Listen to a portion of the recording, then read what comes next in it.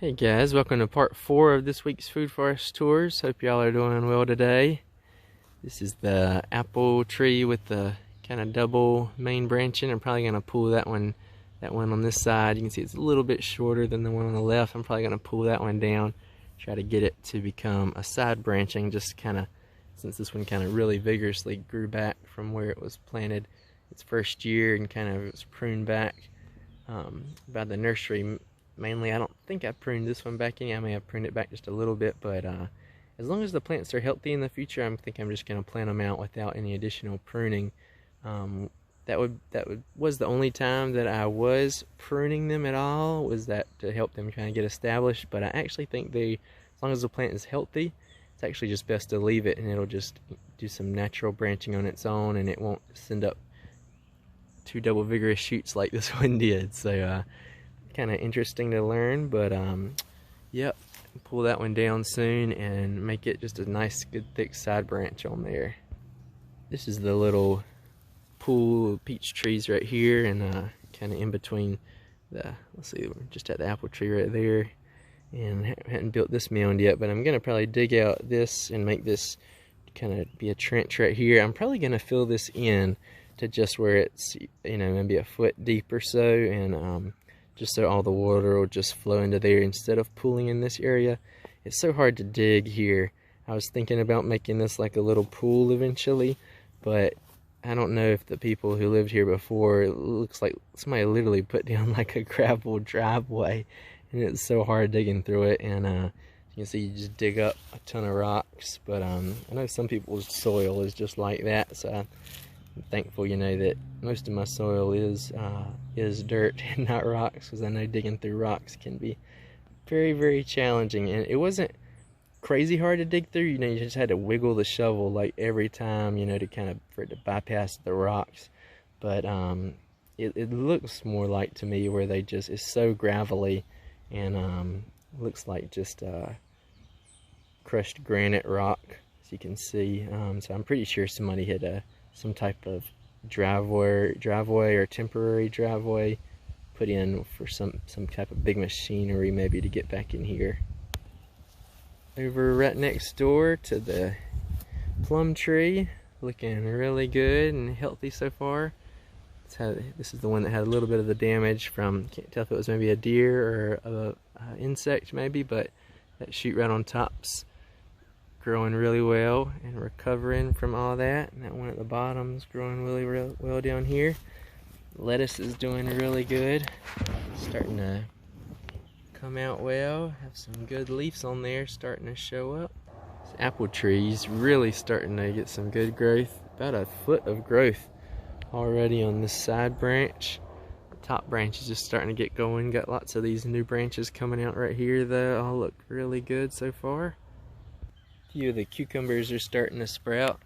There's 1, 2 right there. Looks like a few more of some of these things are about getting ready probably. I think the rain probably washed. There's actually another little cucumber, it looks like, coming up right there. And it looks like the rain may have washed quite a bit of soil down, so I don't know if that may have had, I think probably there's just still some that are about to come up soon, but it might, I can't tell if maybe an insect or animal may have gotten to some of the seeds, but it looks like it could have been the case. But built some more ridges back at the back of the food forest there, so probably be letting maybe actually some stuff grow up just a tiny bit to kind of help both anchor the soil and to create some diversity when it's planted, so that it won't just be, you know, the only thing growing there. So I think that's going to do really, or they're going to fare a lot better doing that. I still think these may come up pretty good, but I think I planted them when the weather was still a little bit cool, and so I think maybe between them rotting maybe and something maybe getting to them, I don't know if it was like a bug or maybe a small animal or something, but I think that will help a whole lot, just waiting for some stuff to grow up on these new mounds for these crops that are a little bit bigger. It definitely didn't seem to hurt the cool weather crops, the lettuce, which are planted quite a bit thicker for sure, and a little bit smaller, so that probably helped. I didn't have the seeds though to plant these that thickly with the summer crops, so I think that would have helped, but just, you know, with it being so big of an area, I had to plant quite a bit less of the summer crops. The seeds just seem like, you know, a lot bigger on those. So, but I think the ones that do come up will be amazing plants, so that's really encouraging. So hopefully they will do really good. Over here to this apple tree. This apple tree has got something going on with it. It's got quite a bit of a disease problem going on currently, so I think I've heard that this variety can be kind of susceptible to this in our area, which it may not really thrive in the hot weather that we get, but I'm willing to give it a shot for this year, and if not, can always, I've got quite a few, hopefully, on root apple trees to replace it with this fall if the case need be. This is a bit new area right here, just to give a kind of reference. That was the apple tree we were just at. Got this new ridge that'll kind of come along here. There'll be another fruit tree mound eventually right there, and then this is the cherry tree right here, and it'll kind of go over and connect to this cherry tree, and this will kind of be the main ditch that will flow through the food forest right in here. It seems to be about the wettest spot. It'll connect right in here to this one. This is from the video where I pulled the plug on the food forest previously from that pool, but all these pools are actually dug out now, or most of them. That one is fully dug, and this trench is fully dug out, and just dug this pool yesterday, and it's filling in pretty good so far, just for one day. Really nice. I think we had a little rain last night too, which helped. So the water, all the water from kind of flow down this main ditch and fill up these pools and keep flowing down, and then it keeps flowing down a little further. It seems to be about the lowest point. It actually kind of ridges up a little bit right here, and then it kind of drops back down over on that side and gets even shallower. So this kind of was the area where the water was kind of sinking in, you know, instead of it wasn't able to go over the ridge kind of here.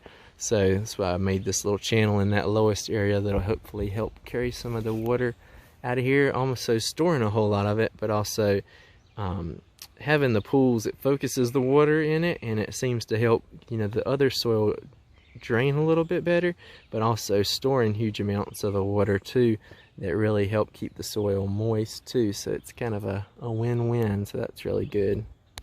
Over here to the pear tree, it almost seems to be almost a complete wipeout of the crop this year, unfortunately, due to the fire blight. Even the ones over here that had the really good growth on it seem to have unfortunately succumbed to it, and even the healthy pears, young pears, have. Yeah, I think like this one was one that was really. Let me see if I can get it. Sorry, yeah, right there, and it was really healthy, but just being in the area that the fire blight was in, just succumbed to it, unfortunately. But hopefully, going to be making a really big mound around this pear tree to help the drainage, because it is in a quite wet spot. So I have a feeling that that is there's the damselfly again. See if I can get a little closer this time. There we go. Really pretty creatures to me. It's like I don't know if you can see it on the camera, but it's got a really nice, like almost metallic, kind of medium blue color for its main body. And they are very beneficial to the food forest, so it's always nice to see. But yeah, sadly, the pears probably won't get any this year, unfortunately, but know what to work on and hopefully make it better for next year. So hopefully we'll get some good pears in the end.